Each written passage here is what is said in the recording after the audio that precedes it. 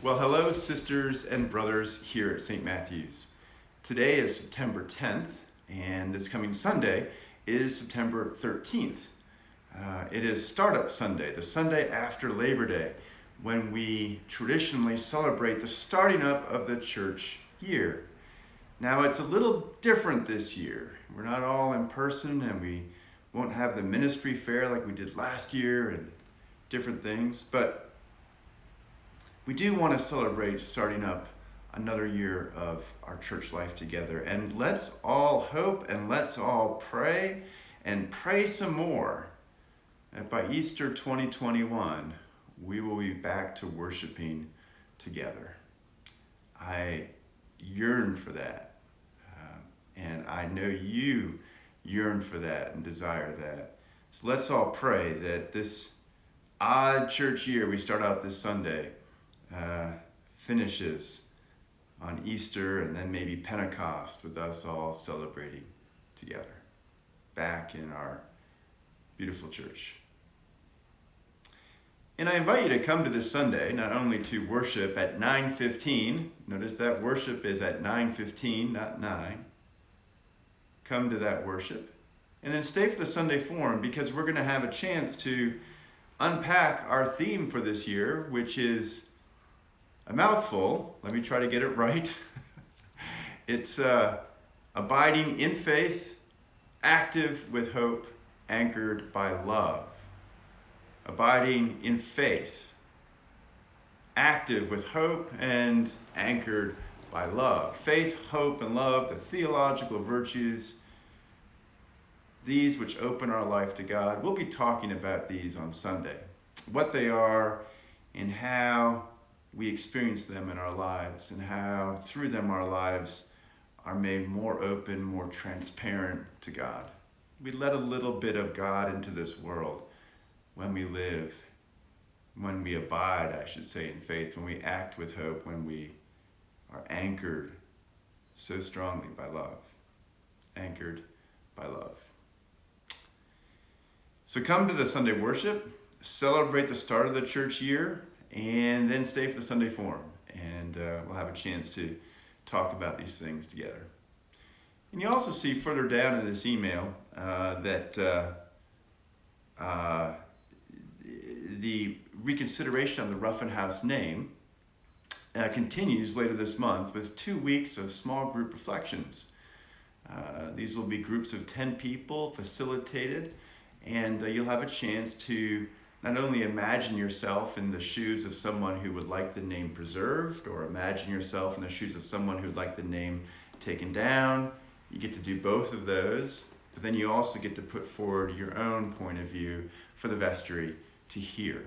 And this is really critical, because the vestry, as the body making a decision on this, is not just making a binary decision about yes, take the name down, or no, keep it up, or whatever it is.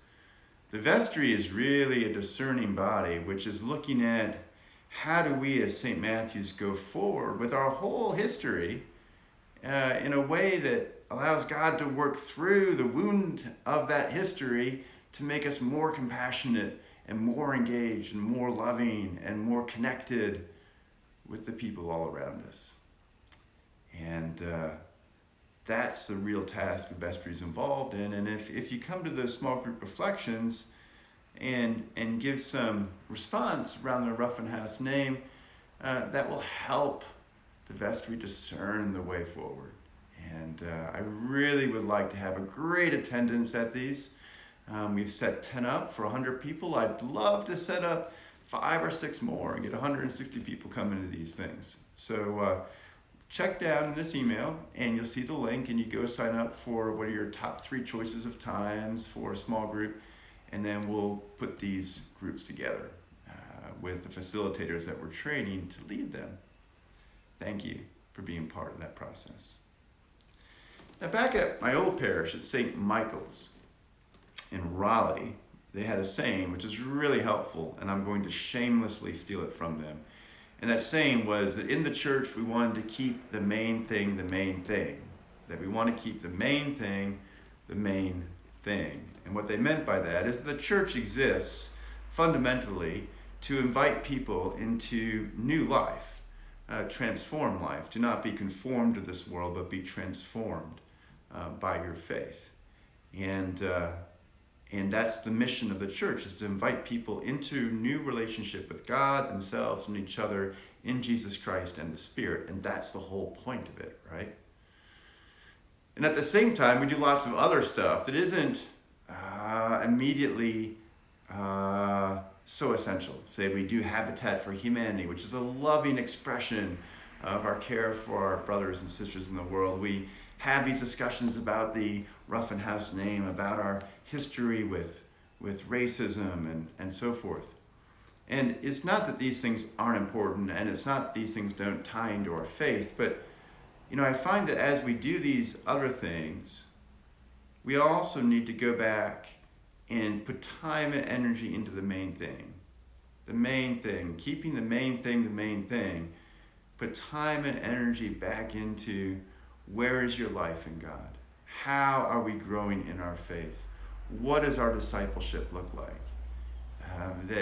So as we go forward with some of these other things, and service projects and building new buildings and grappling with our history, we also need to come back and get real sustenance and real nourishment in our faith, and to grow in that. Because if we just do this other stuff, we end up getting bitter and often quite angry and often quite empty. But if we just do this stuff, then we're not really engaged in the world. So we have to do both the main thing and keep it the main thing and work on this other stuff, but we have to do it in a way, we have to pace that in a way that makes it all life-giving and not life-draining. And that's why I've really chosen to make a big start to the church year this year, as big as I can, not about anything except faith, hope, and love. Those virtues which uniquely, in our tradition, open us to the life that God wishes to give us in Jesus and Spirit. So, brothers and sisters, I am caring for that life of the parish, even as we all care together for all that we're doing and building and serving. We also care, and care with me, for this life of faith and this life of hope and this life of love. The main thing, the opening of ourselves to God, to each other, to ourselves, sharing God's life in this world. So come on Sunday. Come at 9:15, not 9 o'clock for worship. Stay for the forum. Sign up for the Roughen House small group discussions, and I look forward to seeing you at all of that. God bless. Take care. I'll see you soon. Bye-bye.